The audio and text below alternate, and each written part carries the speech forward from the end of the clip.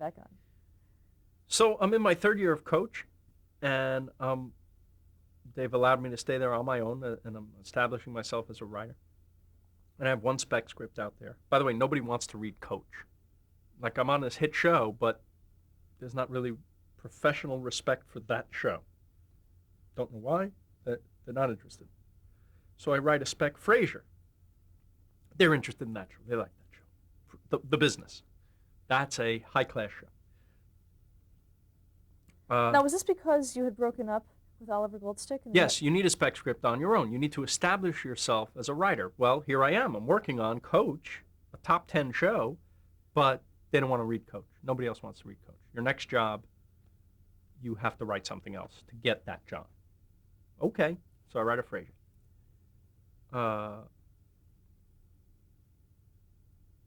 Somebody reads it, and Worldwide Pants is David Letterman's company, so somebody over there reads it. And there was a comedian on Letterman, and this comedian had been working for 12 years doing stand-up gigs around the country and never made it, and he had his one 6-minute appearance on Letterman, and Letterman said there should be a show for that guy. So they set about looking for someone to create a show for this comedian. This happens all the time. Comedians sign development deals, and then they pair them up with the writer to create the show for them. They had read my spec. They send me a tape of this comedian. I put it in. I say, oh, that's that Ray Romano. I saw the episode that when he was on, because I watched Letterman every night. Very funny, hilarious routine. He said, I've been trying to write new material, but since I've had twin baby boys, it's been very hard to come up with anything new. They take up all my time. I wrote one new bit. Here, tell me if you think this is funny. Hey. And I thought that was brilliant. And he goes, I'm glad you laughed at that. Otherwise, I was going to have to come down there and rub my nose in your bellies. Okay, so this is right up my alley, this type of humor.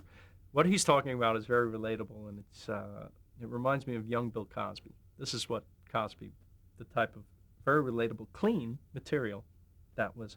And what I learned later, by the way, was he didn't always have that kind of material. It took having a family, getting married, and having children for him to focus the laser beam onto that. And that is what made him Raymond, the Raymond we know. And so I responded to this because this is what I like too.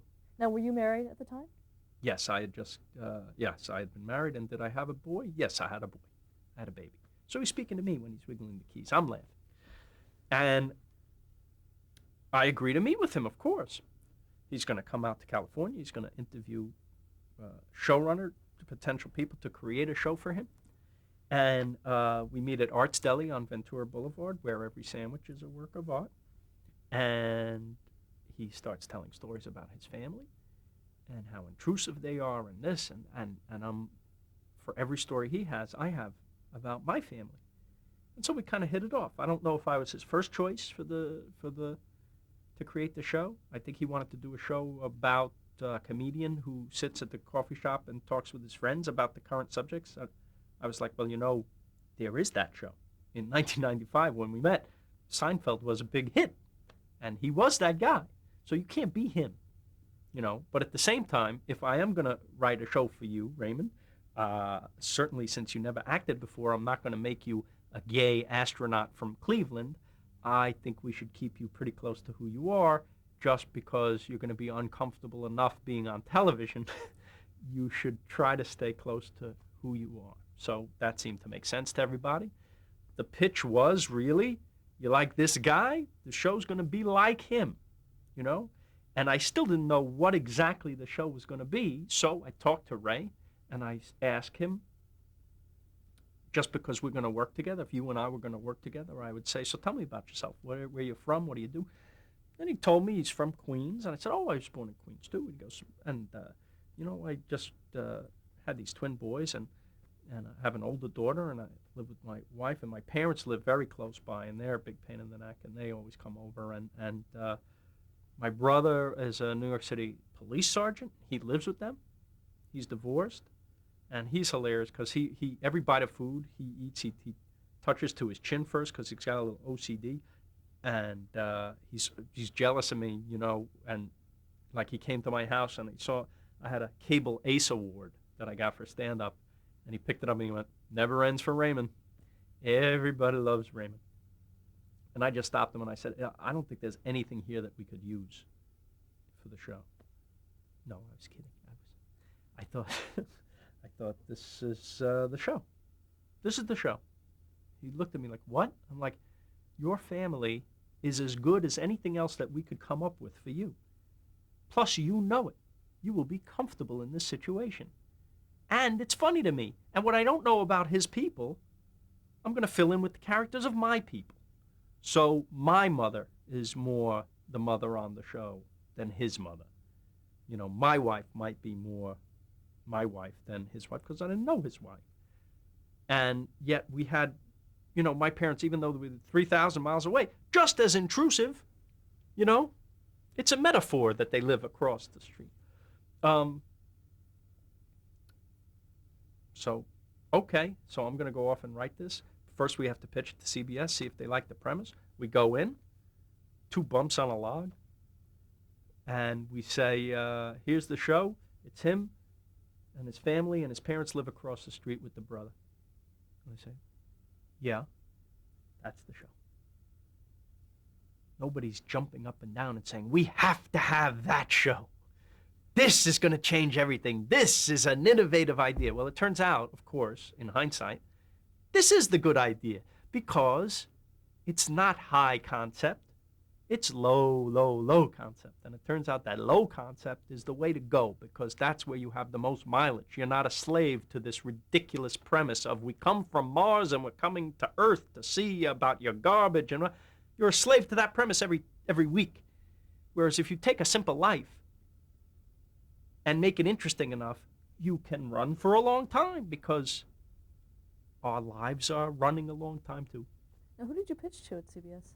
I pitched to Les Moonves and Wendy Goldstein, who's now Trilling, and David Himmelfarb, and Gene Stein. That was a pretty much. And what was their reaction though? I mean, when they. Yeah, it seems fine, I guess. You both seem cute. So they let us go. This was not, certainly they didn't need to spend a lot of money on it, right? So, yeah, take a chance. Now, that was Les Moonves' first scheduling year at CBS. He was going to have big stars and big shows. Mary Steenburgen and Ted Danson were going to have a show. This is 96. It was called Ink. Rhea Perlman and Malcolm McDowell, they're going to be in a show together called Pearl. Cosby's going to do another show, CBS, with Felicia Rashad. That's going to be on Mondays at 8 o'clock. And then us. We got picked up. We got, and they gave us their worst time slot, which was Fridays at 8:30. There hadn't been a hit there since Gomer Pyle. But we weren't going to change that. I think we were on after Dave's World, and we did okay. I think the audience that watched the show came back every week, so that was a good sign. But I think I'm getting a little ahead of myself now, if you want to know about casting and whatnot and all that. Oh, definitely. Yeah. Also, what was David Letterman's involvement in the series? I got a call before I got the job. I had to go to New York to meet David Letterman, and you got to go meet him. He's got to sign off on you. It's going to be a co-production between Worldwide Pants and HBO. HBO Independent Productions. HBO Independent Productions knew me from Down the Shore, which they had produced. They may have even recommended me to Letterman for the. I go to New York. Dave is he just finished filming a show of his own that night, and I'm going to go in his office. And what's odd is his office, when you go in his office, the desk is facing the wrong way. In other words, you come in and you're behind his desk. It's not facing you. You come in behind it. And he gestures for me to sit there. I said, not behind the desk. He says, absolutely behind the desk. Like it's my office and my meeting. And him and Rob Burnett and Rob Morton sit in the chairs in front of the desk, and I sit there. And I say, well, the first thing I'd like to do is throw you all the hell out of my office. And just took it from there. There was heavy metal music playing on the stereo that he did not turn off for the meeting. He didn't lower it. It was blasting. I mean, like this, so you could hardly hear yourself think. And I thought, this is a joke, right? It's got to be. But they treated it like a completely normal. They played it straight. Were they trying to unnerve me? Were they trying to see if maybe I don't have what it takes to run things? How cool is this guy under pressure? I don't know if they were playing any kind of game with me or this is just what they do. I have no idea. I still don't know. I never asked them. I don't care. He said, so what's the show? I said, the show is pretty much Ray. I talked about the family and whatnot. I said, oh, yeah. And Letterman said something. I'll never forget it. He said, all right, just don't embarrass us. That was it. 20 minutes. I think in the 10 years since then, I've spoken to him only on the phone for a grand total of 5 minutes. He'll be the first one to tell you he didn't want to be involved. Once he made his decision of who was going to run it, that was it. What about HBO's involvement? Little more, because they were here. They were there, and HBO was here. So they were more like a studio that would give notes and whatnot. And so they did. But after a while, they stopped giving notes because it was going okay. And CBS never gave us notes. They gave us notes at the very beginning when they were worried about what the first episode would be. So talk about the creation. How did it all come about, that pilot episode? How did you get it together? The pilot episode I thought would be about, would be more of an establishing episode, would be about how to illustrate that Ray is really trapped in this house and trapped in his relationships between being a brother, a son, a father, a husband. And I thought the first episode would be, the story I came up with was Ray, his wife says he's never home. He's always on the road, following the sports. By the way, made him a sports writer because comedian obviously was taken, and sports writers seem to be very male. It might be why you see many sports writers on TV, because it's the most male you can be without being an athlete yourself, right? It's what we're supposed to be obsessed with and what. So he's always on the road, so his wife says, stay. And he says, I wish I could, my boss won't let me. Well, will you talk to your boss, because we have twins now and that. And so he goes to his boss and he says, listen, I told my wife I'd talk to you. I know it's not going to. He goes, actually, it's a new thing with satellite dish. You could be home more. Now he's screwed.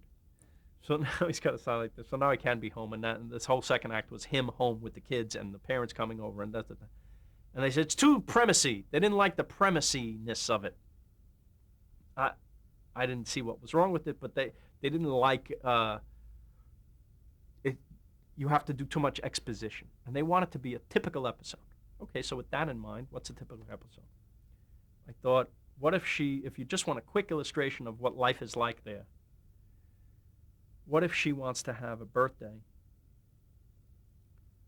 her birthday, just with her and the kids and her husband, and maybe the parents don't come over with the brother, because they're over all the time. So maybe they don't. So Ray has to go tell them, make up something. Why? Because they won't understand that. Once you say, we don't want you here, the relationship is dead. So he has to make up a story, makes up a story, of course, blows up in his face, and that they loved. And so after 3 or 4 tries of what that story for the pilot was going to be, then we get to go ahead to write the script. So I write the script, and something happened in real life that I remembered and that I told giving the best man speech at my brother's wedding the year before. And I thought, because it got such a good reaction from the people at the wedding, maybe there's a way to work this into the script as an illustration of just how crazy the parents are. And what happened to me was I gave my parents Fruit of the Month Club for a Hanukkah gift, and I got this call from my mother. Hello, Philip. We got these pears. Do you know you sent us pears? Yeah, Ma. Do you like it?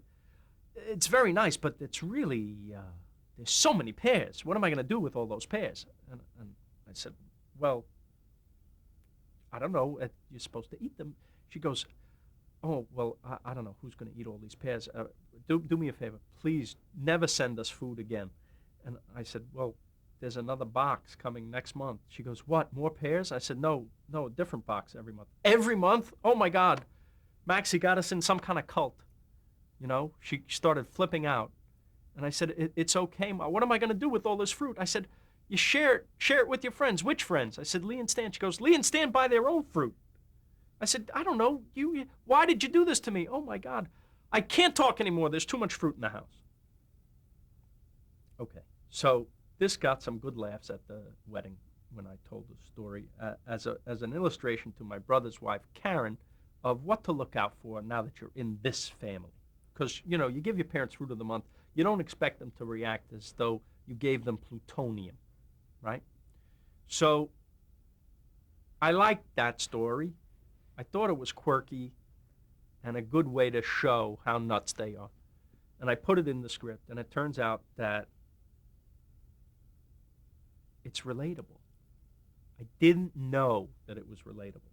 And this is a good lesson. I didn't know. I thought I was being specific just to my family. I thought that a couple of people might relate to it, but I wasn't even thinking that. I thought they would think, look at those nut jobs. They're nuts.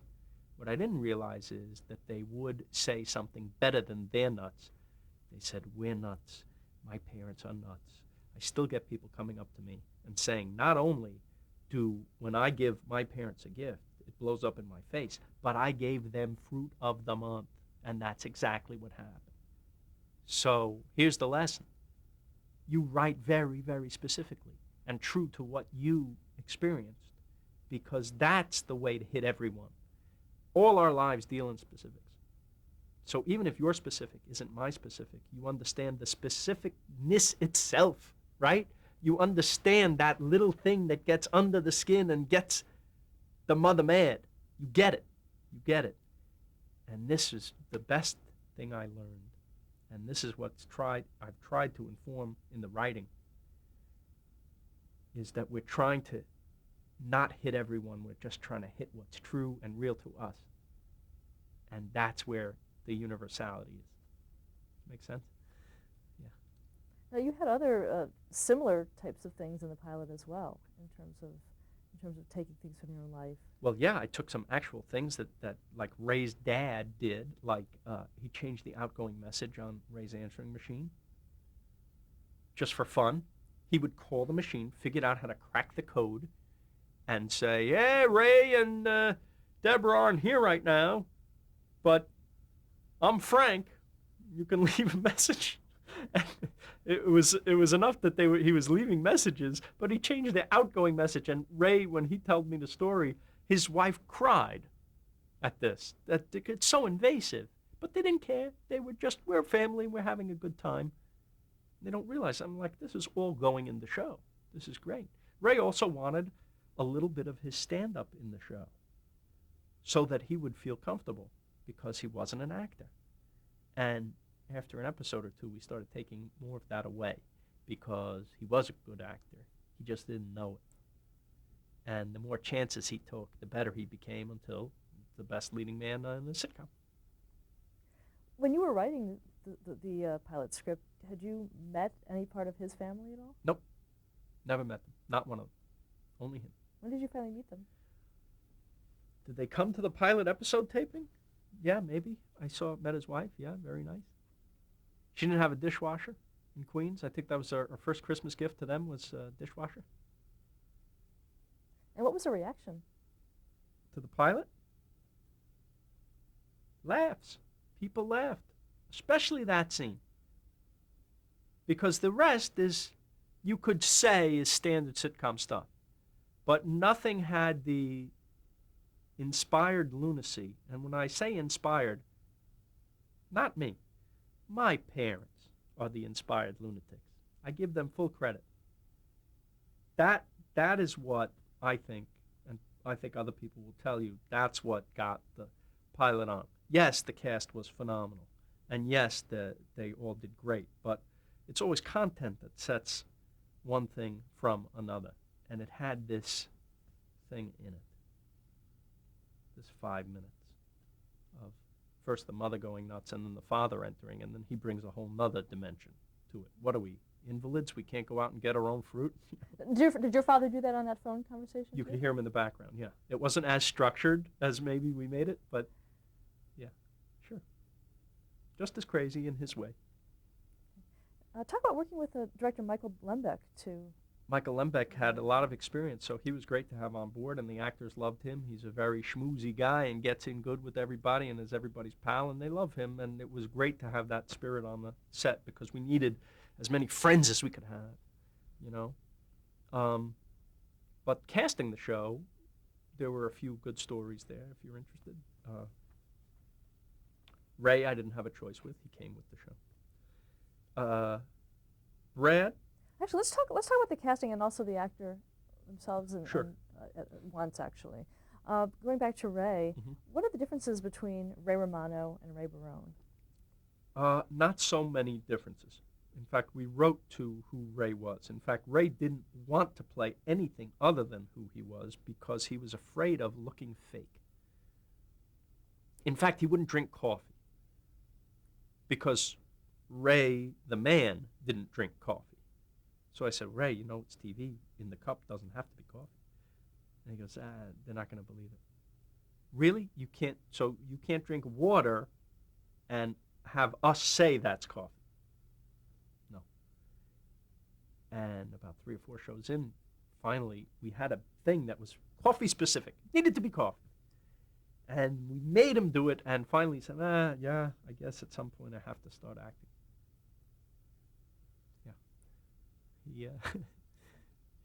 But, you know, that's a tribute to him, actually, because he cared very much about looking honest and truthful. And he does. And the little steps he took toward expanding his repertoire of what he could do, he could always do it. He just didn't know he could do it. But in taking those steps, he got more confident and would take more chances and became better and better and better and better. Did that affect the writing at all in terms of Yes, what you could because we were now free to do stuff. What if you cry in this show? What? Yeah, you're going to cry. Big deal. What if you kiss your father on the head? That would never happen. This was 10 shows in, 12 shows in. Christmas episode. Ray's dad had gotten him a Mickey Mantle baseball when he was a kid. Ray finds out this Christmas that that's a fake, that he forged it. It wasn't real, and he confronts his father with it. And his father finally says, you know, I understand you're mad, but I really did try to get you that Mickey Mantle signature. I went down to the stadium, and they wouldn't let me near him. And I went down every day for 3 nights, and it rained all 3 nights, and I would stand out in the rain. And I thought if I went down there enough that they would let me in to see Mickey, and they never did. So what I did was I went home and I practiced his signature. And I practiced it for weeks until I could do it well enough to write on this wall. So I'm sorry I did that. Now Ray feels bad. In the script it said for him to go over and kiss his dad on the forehead and say Merry Christmas. He said that would never, ever happen. I said, what do you mean? You couldn't give your dad a kiss on the head after something so sweet that you find out that he... Never happened. Never. Unbelievable. No way. Never. And I'm like, we've tapped into something here that maybe we shouldn't. And it was during rehearsal where this came out. And I said, okay, Ray, let me talk to you. And I never do this because when I give notes, I feel like it's an open process. If we treat it like something to be ashamed of, it's something to be ashamed of. But if we all are on the same page, hey, why don't you move over there? What if you hit that word? What if you do this? then we're all on the same page. You know what he's supposed to be thinking, and maybe it helps you with your next thing. So it's open. But this time, I saw he was getting upset, and I went over. I said, Ray, you don't have to do that. Don't do it. I don't want you to do it if you feel that strongly about it. You shouldn't do it. But I'm not going to mention it again. But come show night, if you feel it at that second, at that moment, try it. And that's the last I'm going to say about it. And so we rehearse and we do it without it. And come show night, we get to that moment. And Frank says, so I'm sorry I did that. There's a moment. And Ray walks over to him and leans over and kisses him on the forehead. And, you know, it's just sitcom, but there wasn't a dry eye in the house because it came from a guy who wouldn't do that. That's what made it that moment. Ray is not the type of fellow who does that.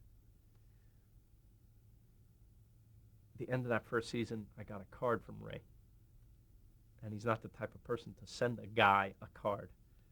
It said, I never thought I would thank somebody for making me kiss Peter Boyle. So I love that. That night, did you think he was going to do it? I had no idea. He had been vehement about not doing it. And yet, in the moment, I felt there was no choice but to do it. The audience was so like this, you know. Peter had done a wonderful job with his little explanation of why he didn't, and it was so there, and it would have been crushing to me and to the other writers there and to everyone he knew if he wouldn't try it. But he did it and surprised everybody, and we all, you know, it was nice. How involved was Ray Romano in the writing of the show? The writing of the show, on a daily basis, obviously he has to be on stage most of the time, but every single story he participated in the if not the actual writing of that story, we would run it by him and make sure that he was on board with it for two reasons. One, it's politically smart to do that, to have the lead actor in your show on board with every script, because I had been on shows where the actor got the script and said, I'm not doing that. That makes your life very hard. You're at the table reading, you're supposed to shoot this week, and the actor throws the script away. Didn't want that. The other thing was,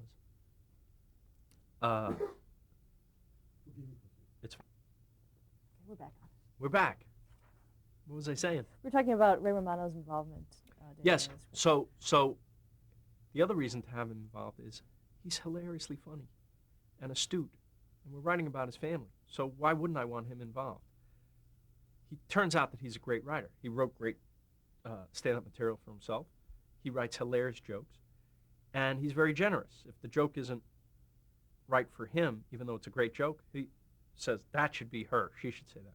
He understands character, and over the years he got to learn the process and the structure and everything else that's learnable. But funny you can't teach, and funny he is, and funny he came with. And he was an absolute joy and a pleasure to have in the room with us whenever he could come in. Well, you mentioned the kiss, but are there things that he absolutely refused to do? No, not after a while. That was a good example of what he would not do at first. But then it became, you know, that was only the first season. We were ironing out what the show is. You know, that there were any discussions about what this character would do and what he wouldn't do. But I think that's perfectly normal. The show shows an evolution, you know. It's got to evolve. It's got to come from somewhere and get to somewhere. You know, we did little things that we would never do again, like Ray can't sleep. He feels guilty about what he did to his parents. He had a town meeting against them in his own house, and they saw it, and he felt terrible, and now he can't sleep, and he goes to the bathroom in the middle of the night because he can't sleep, and he looks in the mirror, and there's the Pope is looking back at him, the symbol of guilt, and then he shakes that off, and then there's his parents are actually looking back at him from the mirror. Fantasy. We would never do that. We've realized the show lives in reality. We don't need fantasy. We don't want to use that as a crutch for comedy. We don't need to do that. We established one rule early on. could this happen? And we didn't break that rule. But every other show we found did on a regular basis break this basic rule of could this happen? And not could this happen in real life exactly this way we're doing it, but are we stretching credibility so far as to break this bond with the audience where the audience says, they lost me, that would never happen? Stop there to change the tape.